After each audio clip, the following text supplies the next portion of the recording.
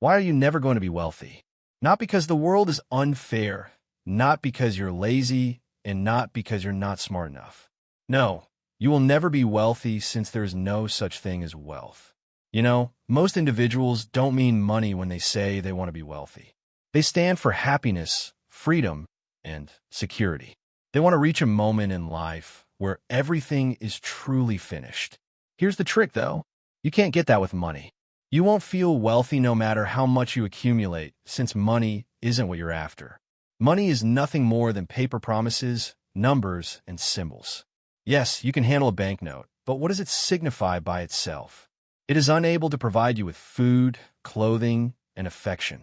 It always points in a different direction. However, we mistake the symbol for reality.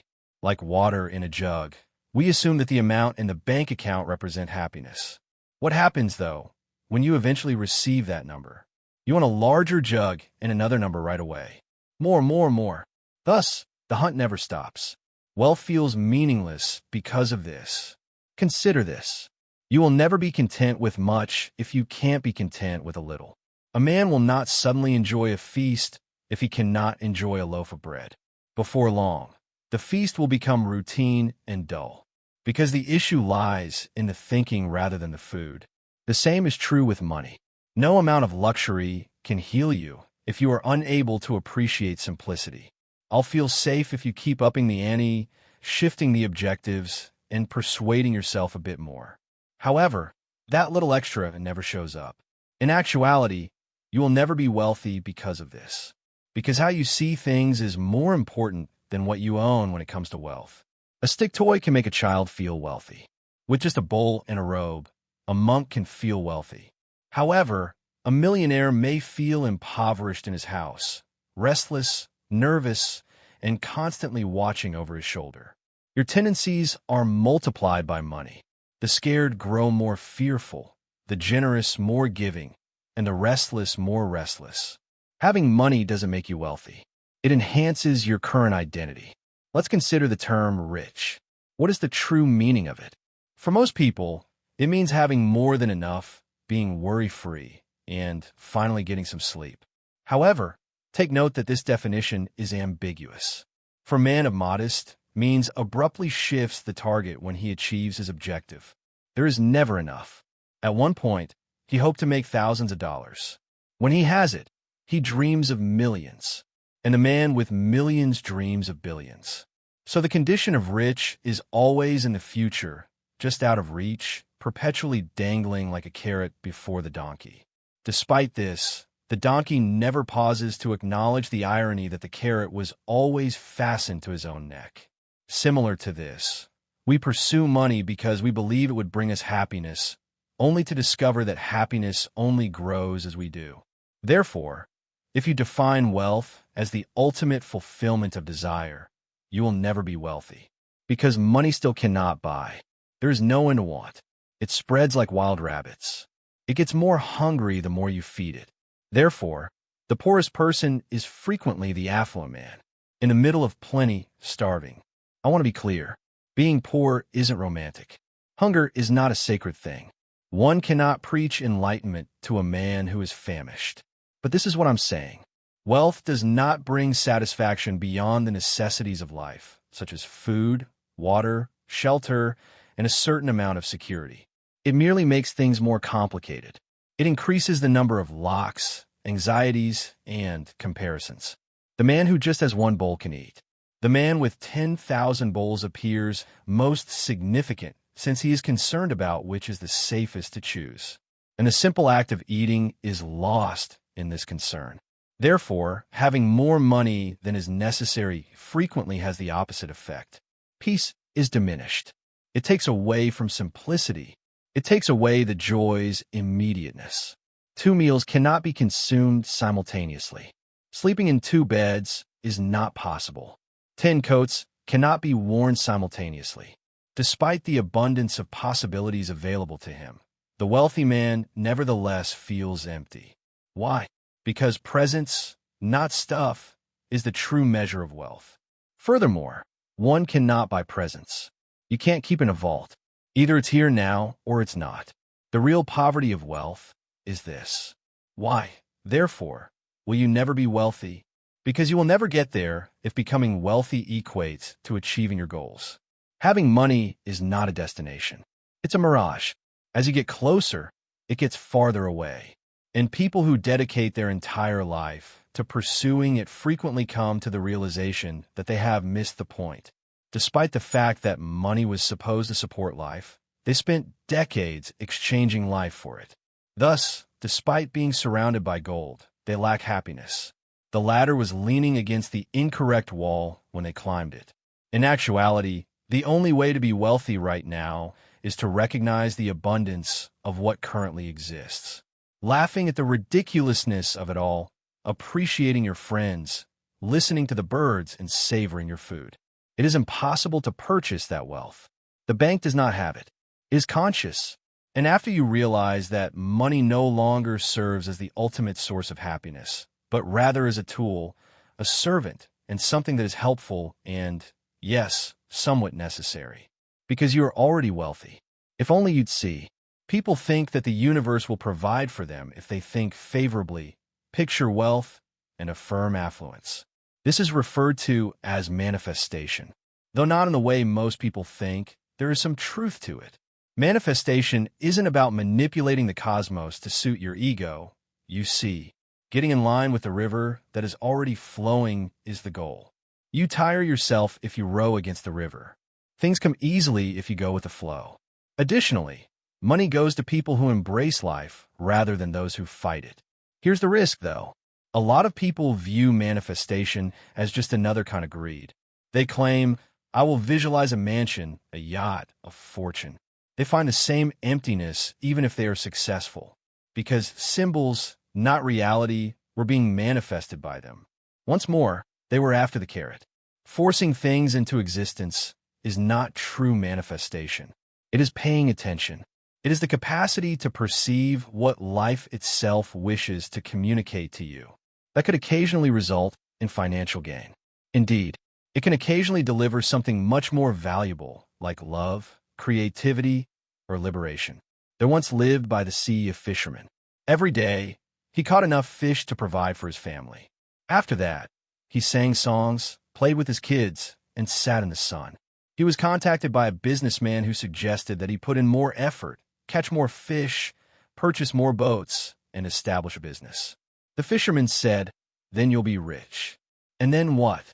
"Then you can sit in the sun, play with your kids, sing songs, and retire," the merchant remarked. With a giggle, the fisherman remarked, "But I already do that." The delusion is now exposed in this story. We put off living in the hope that we will eventually have enough money to be free. However, freedom denied is freedom postponed. The wealthy man is frequently still constrained by his own thoughts, constantly planning, constantly working, constantly fretting.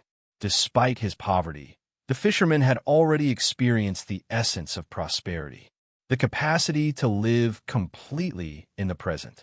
Because of this, if you think that wealth exists somewhere else, you will never be wealthy. Later, because later never comes. Living today is the only way to be wealthy. I'm not saying this to be critical of ambition. There's a place for ambition. Creation is fueled by it.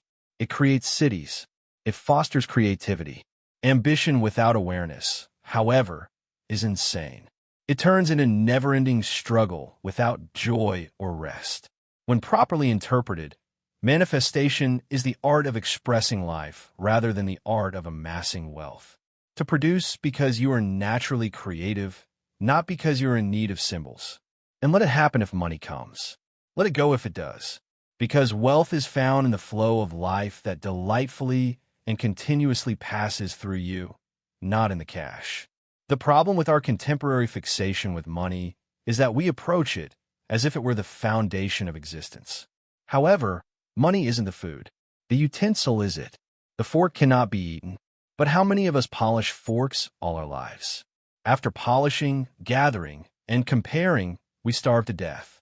In actuality, life is already plenty before money is involved. Light, breath, and laughter are all free, but most people ignore these blessings, thinking they're worthless only because no one has put a value on them. How can I become rich enough to never want again? a monarch once asked a wise man. "You must learn the wealth of wanting less," the wise man retorted. The king, however, sneered. He equated money with growth, construction, and conquest. He thus accumulated kingdoms throughout his life, but he died dissatisfied and constantly yearning for more. With his bowl and lone robe, the wise man grinned because he had perfected the ability of appreciating what is without yearning for what is not, a skill the king had never grasped. The only kind of riches that is unalienable is that. How about you? I don't want to be endlessly wealthy. You may convince yourself. All I want is enough. But watch out. Like a shadow that lengthens as the sun sets, enough always gets bigger. You will always feel behind if achieving it is the only way to be happy. Realizing that you're already surrounded by plenty is the definition of true richness. It means that your enjoyment is not delayed until your bank account balance increases, but it does not imply that you cannot earn, create, or develop. It implies that you can live in the present while creating the future. When properly understood, manifestation is not about conjuring money out of thin air. Clarity is key. You become aware of the possibilities, people, and routes that are in harmony with your essence when you stop chasing symbols. Although it is a consequence rather than the prize, money may flow as a result. Whether you're holding a dollar or a diamond, the true prize is living in such harmony that life itself feels abundant. Because you get back what you give off. However, no fortune will fill your void if you exude it. And for that reason, a lot of people who manifest money end up feeling let down. Even after getting the promotion, the house, and the automobile, they quickly become restless once more. Because they did not manifest the core content, simply the outside shell. Chasing happiness's shadows will not bring it to you.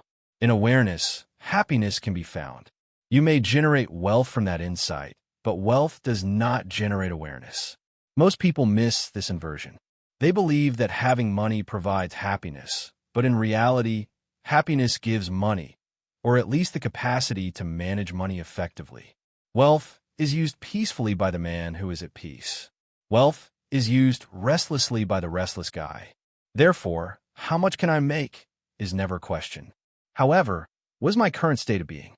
Because no treasure can save you if you are poor. But even a modest penny can turn amazing if you are alive, aware, and curious.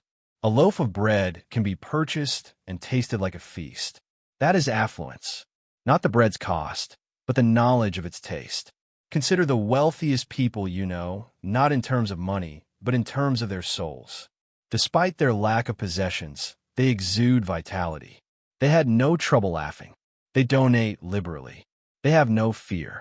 Then consider the wealthiest people in the world who are constantly uptight, cautious, and suspicious. Which would you prefer? It's true that spiritual prosperity is more radiant than material wealth.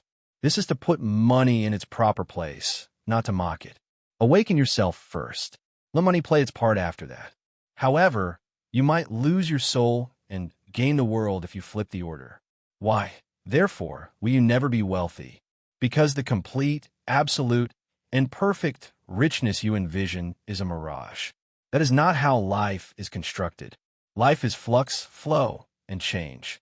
It disappears as soon as you pin it down. Dancing, not grabbing, is the path to richness. It is a song's richness that fades as you listen to it. The depth of uncontrollable laughter. The depth of love that grows when it is shared rather than owned. And you will realize that you have always been wealthy if you can comprehend this. Meaning, not money is the greatest manifestation.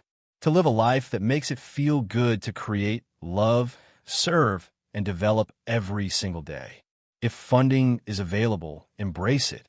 If not, don't be sad, because money is just one tool among many. The symphony of life itself is the true treasure. It is impossible to purchase, sell, or take away the limitless diversity of experience and the wonder of consciousness. Whether your pocket is full or empty, it is yours. As you can see, you will never be wealthy in the sense that you believe, since such wealth does not exist. However, you can be rich in the ways that count. Rich in wonder, love, and awareness. Rich in the ability to laugh with a friend, enjoy the early light, confront life without clinging to it, and let money serve if it comes. Let go if it does. Because true riches lies in knowing rather than numbers. And you're free when you see this.